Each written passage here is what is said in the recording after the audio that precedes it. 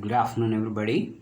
My name is Edward, working as assistant professor in the Department of Microbiology, St. Mary's College, Autonomous, Thuthukudi.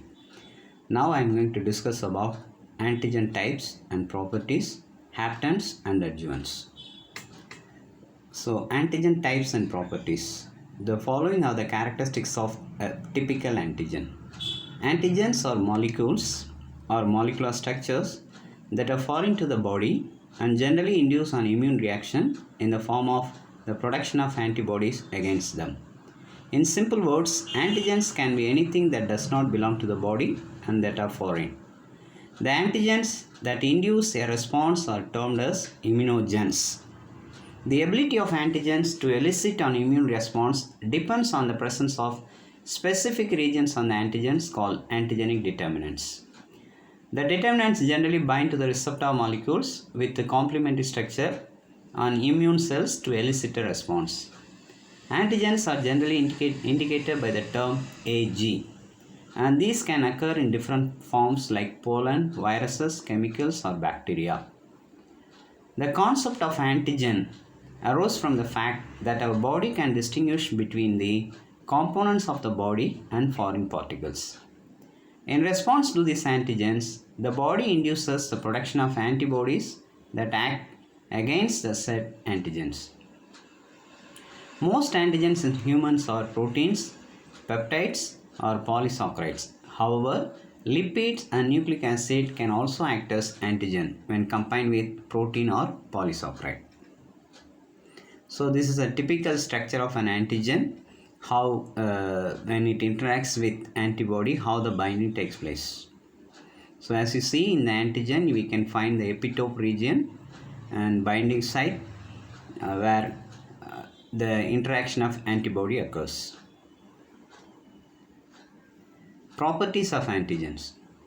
So antigens have different properties which determine the immunogenicity of the antigens.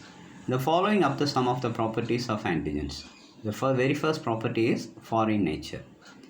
All antigens that induce an immune response in host are foreign to the body of the recipient.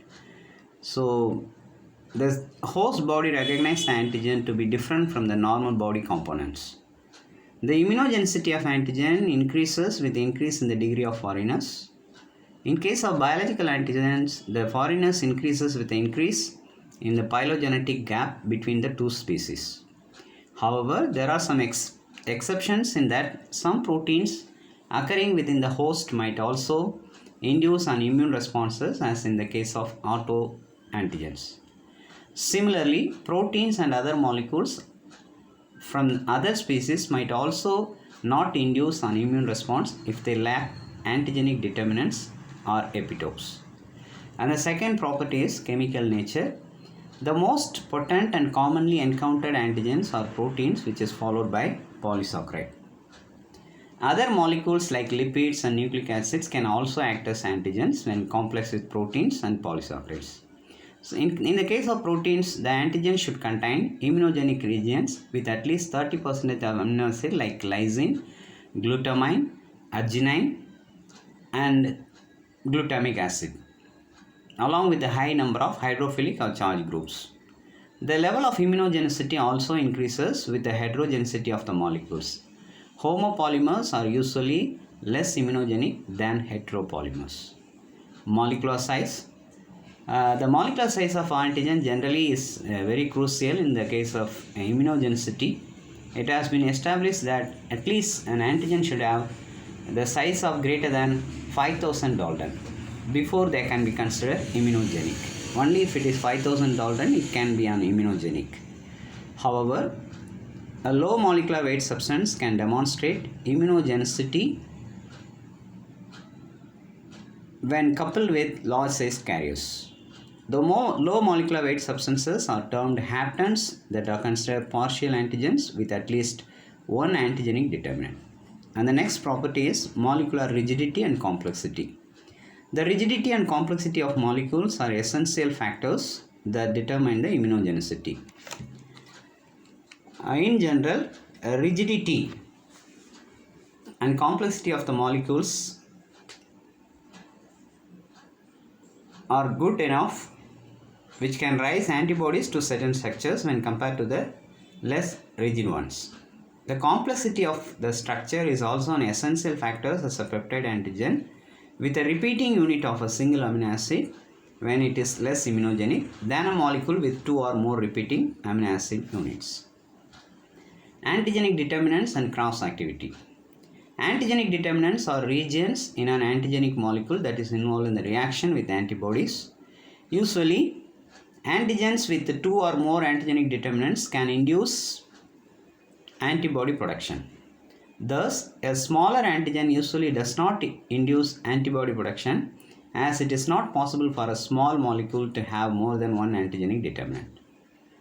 Cross activity of antigen is also an essential factor where antibodies induced by different antigen can interact with other antigens. Then antigen structure. The molecular structure of antigen is characterized by its ability to bind to the antigen binding size of an antibody. The structure of antigens might be different depending on the nature of antigens, their size, and immunogenicity. Most antigens are proteins or polysaccharides. These include coats, capsule, flagella, toxins, fimbriae of bacteria, viruses, or other microorganisms. Lipids and nucleic acids of these microorganisms are only antigenic when these are combined with proteins or polysaccharides. All immunogenic antigens have a specific structural component called epitope or antigenic determinant. Now, the next part of this discussion is type of antigen. Antigens can be grouped into different types based on different factors. Some of the common classifications are based on the origin of antigen and its immunogenicity. Generally, the types are two: exogenous antigens and endogenous antigens. Exogenous antigens are the antigens that are originated outside the body of the host and thus they are foreign to the host. These antigens might enter the body through inhalation, injection, and then circulate throughout the body via body fluids. The uptake of exogenous antigen is primarily mediated by phagocytosis via antigen processing cells like macrophages and dendritic cells. Many antigens like intracellular viruses might begin as exogenous antigen and later become endogenous. And next type is endogenous antigen. Endogenous antigens are antigens that originate within the body of the host during metabolism as a result of intracellular viral or bacterial infection. Endogenous antigens are usually the cells of the body or fragments or compounds or antigenic products of metabolism. These are usually produced or processed in the macrophage and later detected by cytotoxic T cells of the immune system. Endogenous antigen include antigens that are xenogenic, heterologous, autologous, and idiotype allogenic. Endogenous antigens might result in autoimmune disease as host immune system detects its own cells and particles as immunogenic. And the next one is tumor antigens. The tumor antigens or neoantigens are produced by major histocompatibility complex and 2 on the surface of the tumor cells. The antigens are produced as a result of a tumor-specific mutation during the malignant transformation of normal cells. These antigens usually do not induce an immune responses as the tumor cells develop ways to evade antigen presentation in immune cells. Then native antigens. Native antigens are antigens that are processed by any antigen presenting cells and thus immune cells like T cells cannot bind to these antigens. However, B cells can be activated such antigens even without any processing. Next, the type of antigen on the basis of immune response. Antigens can be classified on the basis of immune response into two types: complete antigen or incomplete antigen. Complete antigens are immunogens that are antigens that elicit a specific immune response. These antigens can induce immune response by themselves without any carrier particles. And incomplete antigen are haptens. Incomplete antigens or haptens are antigens that cannot generate an immune response by themselves. These are usually non-protein substances so that require a carrier molecule to form a complex antigen. And haptens have a low molecular weight and few antigenic determinant sites. The carrier molecule bonded to the hapten is considered a non-antigenic component and it's a protein or a polysaccharide molecule. Then these are the things related to the antigen and its types. Now let us move on to adjuvant. What is adjuvant? Adjuvant is a substance that enhances the immune response stimulated by an antigen when injected with the antigen. In pharmacology, an adjuvant is a drug or other substance or a combination of substance that is used to increase the efficacy or potency of certain drugs. But in case of immunology, adjuvant is generally referred differently. Adjuvant immunological functions. What does it do? It improves the immunogenicity of highly purified recombinant antigens. It also increases the innate immune response to antigens by interacting with the pattern recognition receptors and provide physical protection to antigen, which grants the antigen a prolonged delivery. It also increases the capacity to cause local reactions at the injection site. And it helps in the translocation of antigen to the lymph nodes where they can be recognized by T cells. That is a thing related to adjuvant. And the final one is haptens. Hapten is an incomplete antigen, or it is a molecule that reacts with specific antibody, but it is not immunogenic by itself. It can be made immunogenic only by conjugation with a suitable carrier. Many drugs like penicillins or haptens, these small molecules can elicit an immune response only when attached to a large carrier, such as protein. The carrier typically does not elicit an immune response by itself.